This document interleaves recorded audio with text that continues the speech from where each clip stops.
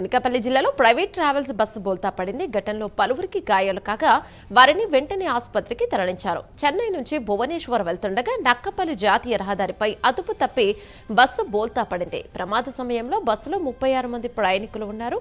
Driver నిద్రమత్తు కారణంతో ప్రమాదం జరిగినట్లుగా సమాచారం. జాతీయ రహదారిపై బస్సు బోల్తా పడడంతో వాహనాలు నిలిచిపోయాయి. జాతీయ రహదారిపై ట్రాఫిక్ క్లియర్ను నక్కపల్లి పోలీసులు చేస్తున్నారు. దీనిపై మరింత సమాచారం మా కరెస్పాండెంట్ నరసింహ అందిస్తారు. రైట్ నరసింహ, చెప్పండి, ప్రస్తుతం అక్కడ అంతా క్లియర్ అయిందా? యమునా, ఇది అనకాపల్లి జిల్లా నక్కపల్లి జాతీయ రహదారిపై ఈ రోజు ఉదయం భారీ ప్రమాదం జరిగింది.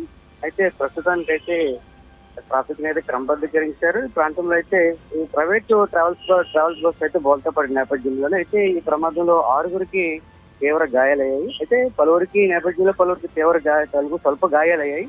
అయితే ఈ ప్రమాదంలో భువనేశ్వర్ నుంచి చెన్నైకి సుమారు వెళ్తున్న 38 మంది ప్రయాణికులతో ఈ బస్సు వెళ్తుంది. అయితే ఈ బస్సు ప్రమాదానికి ఒక్కసారిగా నిద్రమత్తే కారణాన్ని కూడా స్థానికంగా ఉన్న వాటి పోలీసులు అటు స్థానికులు కూడా ప్రయాణికులు ఆరోపిస్తున్నారు. అయితే ఘటనపై సమాచారం అందుకున్న అప్పటికే అనకాపల్లి నక్కపల్లి సిఐ తన సిబ్బందితో ఘటనా స్థలానికి చేరుకుని అయితే హుటాహుటిన సహాయక చర్యలు అయితే చేపట్టారు.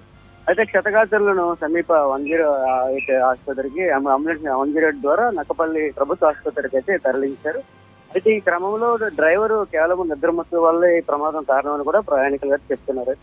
అయితే ఇప్పటికే నక్కపల్లి పోలీసులు ఈ ఘటనపై కేసు నమోదు దర్యాప్తు చేపట్టగా అయితే ఈ ఆదివారం కావడంతో కూడా జాతీయ రహదారిపై పెద్దగా రోడ్డుపై ఎక్కువ వాహనాలు లేకపోవడం కూడా ఒకవైపు కూడా అది అదృష్టంగానే భావించవచ్చు. అయితే ఈ పెళ్లి ప్రమాదం తప్పుతుందని కూడా ఒక రకంగా చెప్పవచ్చు.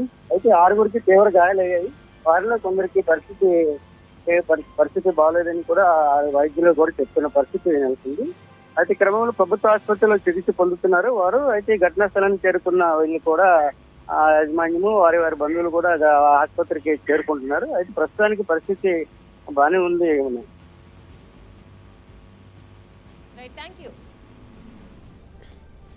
Thank you.